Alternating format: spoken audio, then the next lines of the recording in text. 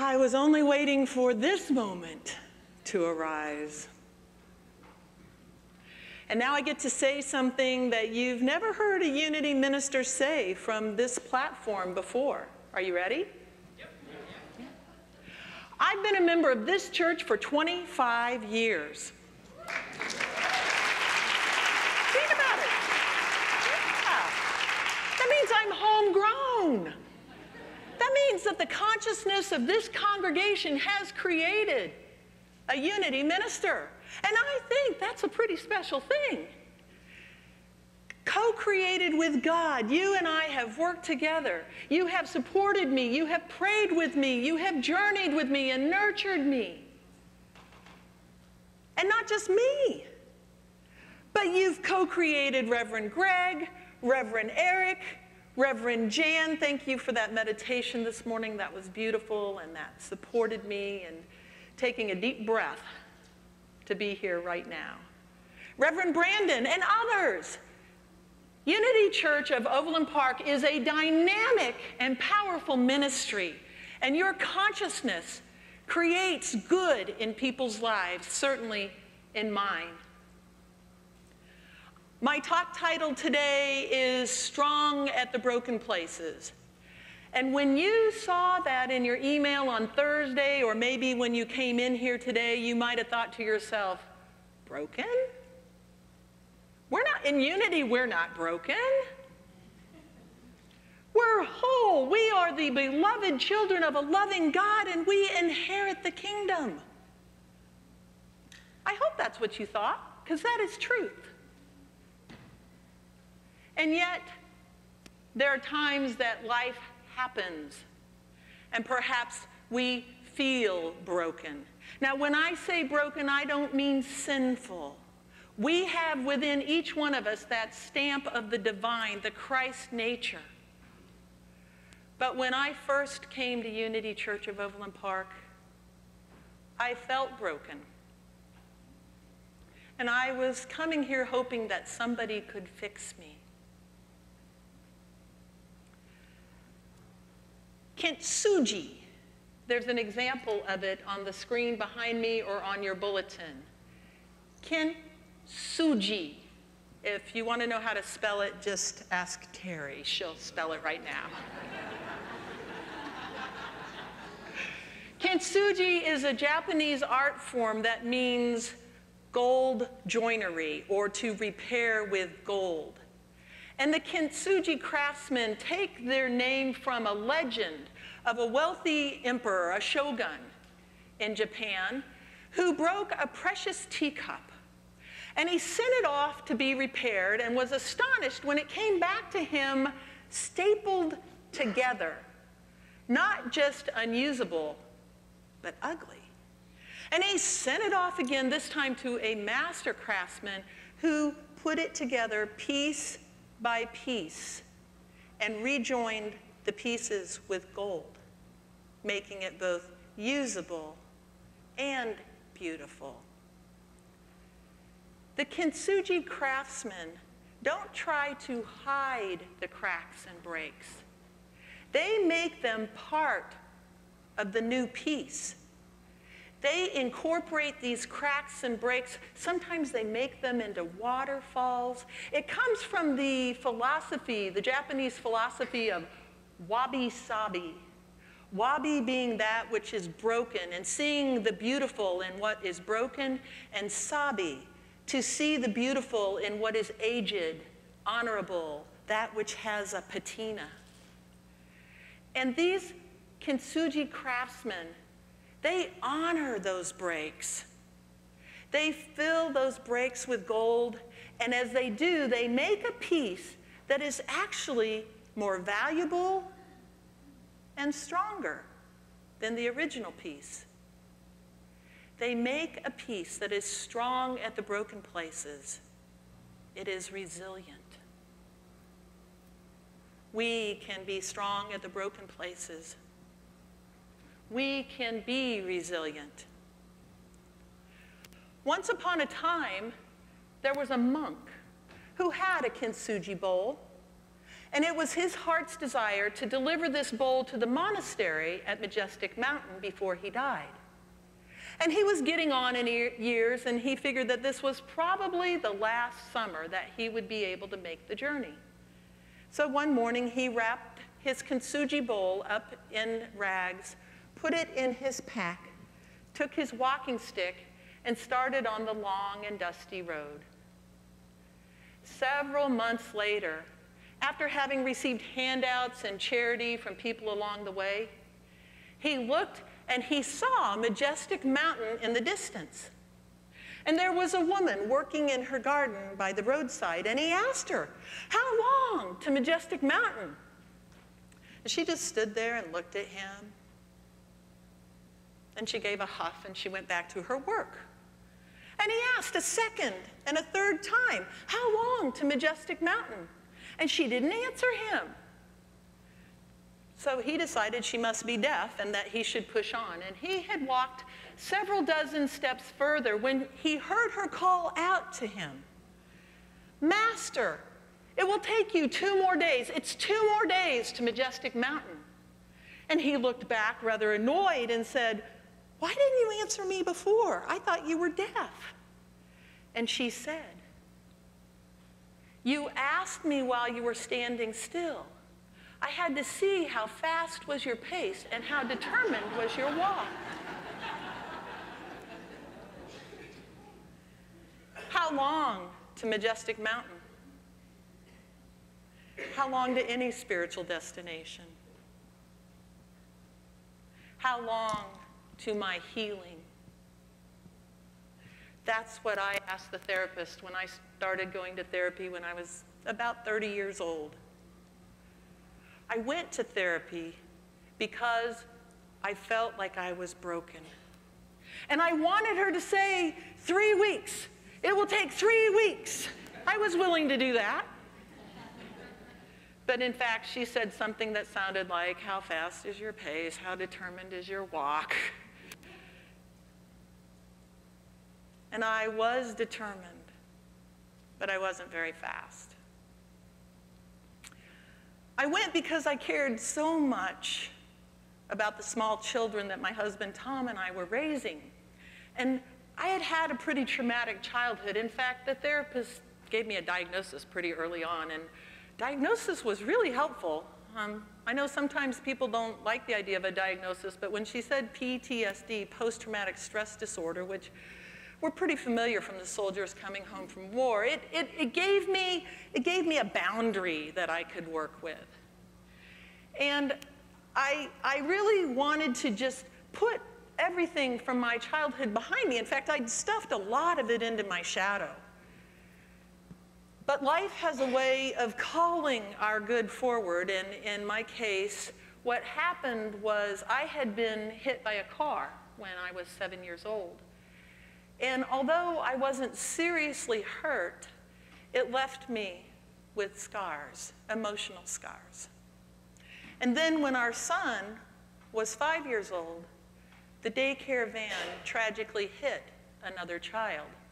And when I got that call at work, I went totally numb. I couldn't function at all, and somehow I managed to go and pick up my babies from the daycare, and Tom and I spent the rest of the night just sitting on the couch holding the children.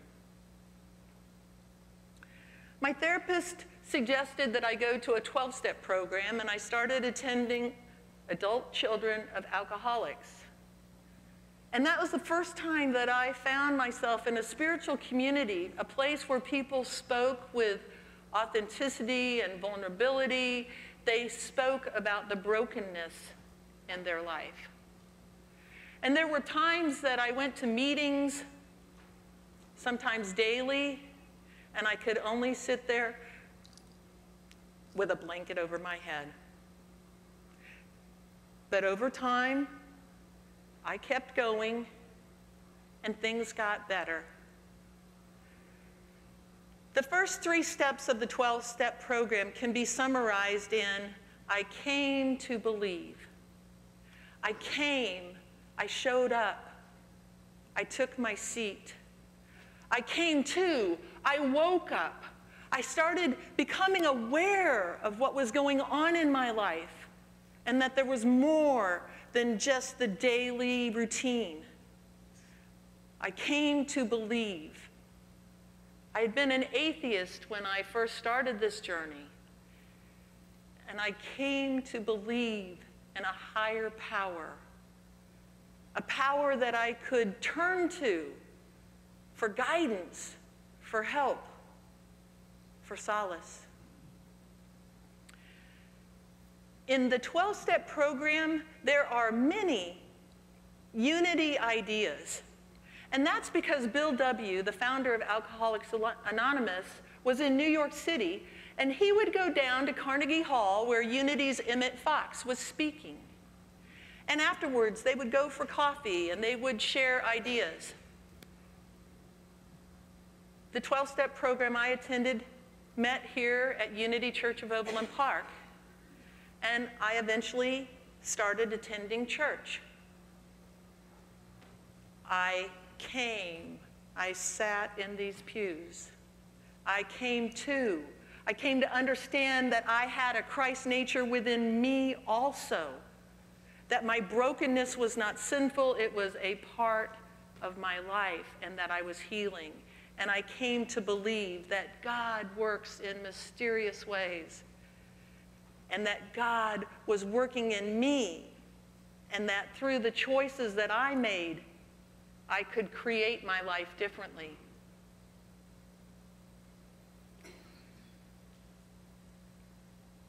As I attended Unity Church, took classes, did my healing work, there was gold that flowed into the cracks of my heart and my soul. I discovered I had kintsugi scars. I discovered I could be strong at the broken places. We can be strong at the broken places. We can be resilient. We can bounce back. When you think about what this church means to you, I'm inviting you into this journey. Can you tell the story of one crack in your heart and how it brought you into the life that you're living today, how it changed you? I was asked that question last fall at a retreat at Unity Village. And the first experience that came to mind when I was asked, can you tell the story of a crack in your heart, was something I hadn't thought about for a long time. You see, when our son was born, I had been on bed rest for 8 weeks. There was a problem at 25 weeks into the pregnancy, and I was put on 8 weeks bed rest, and then the baby came 7 weeks early. And when the baby came, he was healthy, and he was wonderful, and we were so overjoyed because we didn't know how things were going to turn out, that I just kind of put away what it had been like to spend 8 weeks on bed rest. I was 23 years old, I was active, I was involved in life, and then I wasn't. For 8 weeks, I basically lived in isolation, and I was lonely, and I was scared. And when I started to tell that story to my retreat partner, I realized that I had found an old wound, an old break within me that could now be healed. And I continued to do journaling and artwork, and I healed that kintsugi scar. And then a couple months later, I was talking to the director of chaplains at Overland Park Regional Medical Center, and he really, really wanted me to come on board. And I love being a chaplain. I actually enjoy working in the emergency room and the intensive care unit, critical care. I don't want any of you to be there. But if you do need to be there, ask for a chaplain, because we bring into the situation a non-anxious presence that blesses the situation no matter how trivial or serious it feels to you. But he had other plans for me. And he asked me to come on board, but then when I got there, I found out that he wanted me to serve in the Women's Services Unit, the one where there's the neonatal intensive care unit, but there's also the antepartum. And I spend most of my time in the antepartum unit, which is the unit where the women stay when they're on bed rest, waiting for their high-risk babies to be born.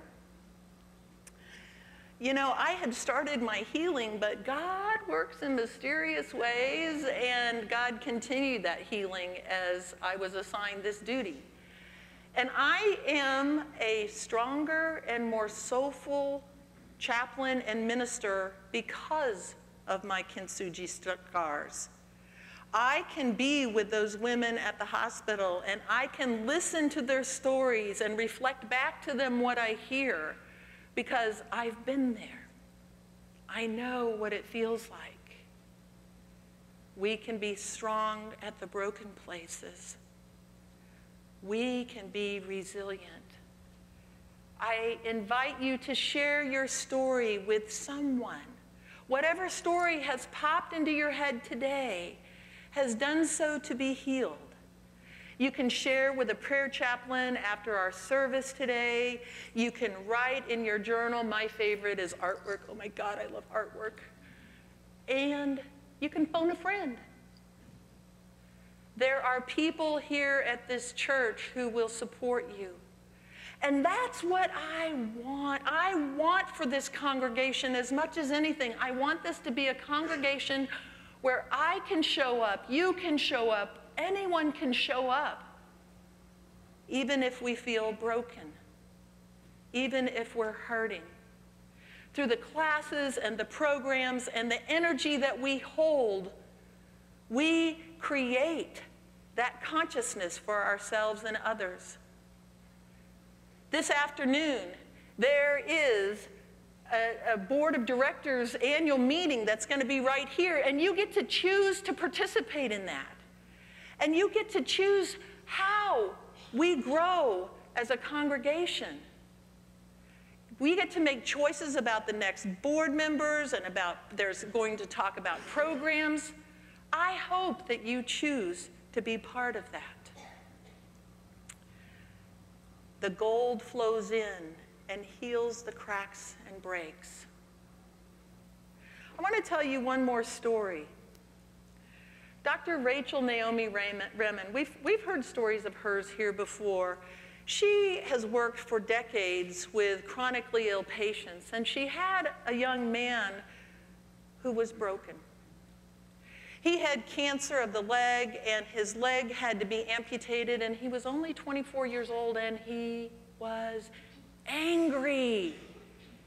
He was angry at the injustice of everything that had happened to him so young in his life. And Dr. Remin worked with him for quite a long time, and she saw him start to come out of himself.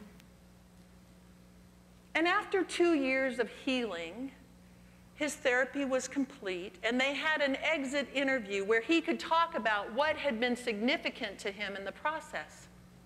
And it was at this meeting that Dr. Remin intended to return to him some papers and drawings that he had done over the last 2 years. So she unfolded them and she handed them to the young man. And he went through the pile and he stopped. And when she saw the picture that he stopped at, she got really worried, because this was a drawing that she had asked him to do when he had first started in therapy. And she had asked him to draw a picture of his body. How did he see his body? And he had taken a big black crayon and he had drawn a vase. And then, grinding his teeth, he had drawn a big crack through the vase. And it disturbed Dr. Remin, because she knew that this was the image he had of his body, and she didn't think it would ever be usable again. The vase would never hold water. Well, he took this drawing and he held it up and he said, "Oh, this one's not finished yet." And he took his finger and he traced the crack, and then he picked up a yellow crayon and he drew yellow all over that black crack. And he said, look, this is where the light comes in. Through our cracks of gold, the light of God shines through us. We are healed. Because I have been on this spiritual journey, I have experienced something that only research has come to talk about recently. I told you about the PTSD, but there's a new finding that's come out that explains what happened to this young man and what happened to me. It's called post-traumatic growth, PTG, and it's been researched. Dr. Richard Tedeschi and Lawrence Calhoun at the University of North Carolina at Charlotte have done extensive research about this, and they found that people who have suffered a setback get through it. Most people get through it. It's a bell curve, and most people get through a traumatic event. And when they do, they've grown in several different ways. One is that they've deepened their spiritual life. They've strengthened themselves personally. They've said, you know what? I got through that, so I can get through this. They've deepened their relationships with people that they love. And they've created a new vision for their life. Their old vision isn't going to work anymore. And they've had to take what resources they have now and figure out what is a new vision for their life. Post-traumatic growth. It's what we do here at Unity so well. We have a spiritual path that lets people know that they have the Christ within them, and with the power of their mind and the benevolent good of God omnipresent working in their life, they can heal. I'm thriving in post-traumatic growth. As Bob told you, I'm going to Florida for a month. I'm preaching at a church there, and guess what? I get a beach house. Who knew? I'm doing soul collage retreats and workshops, and I'm preaching and teaching at different Unity churches around the movement. And in September, I get to be the minister at a wedding in Hawaii, a historic wedding in the temple that was the first one built on the Big Island. I'm thriving in post-traumatic growth. I have kintsugi scars, but I'm strong at the broken places. We've been through a lot here at Unity Church of Overland Park in the last year. Some of it has been really difficult, but we have come through, and we are stronger because of it. Come to the meeting this afternoon and listen to the new ideas that are being birthed in this community. It is so exciting. We have kintsugi scars. We are strong at the broken places. We are resilient. You know what? We're not strong at the broken places. We are beautiful at the places that used to be broken and are now filled with gold. God bless you.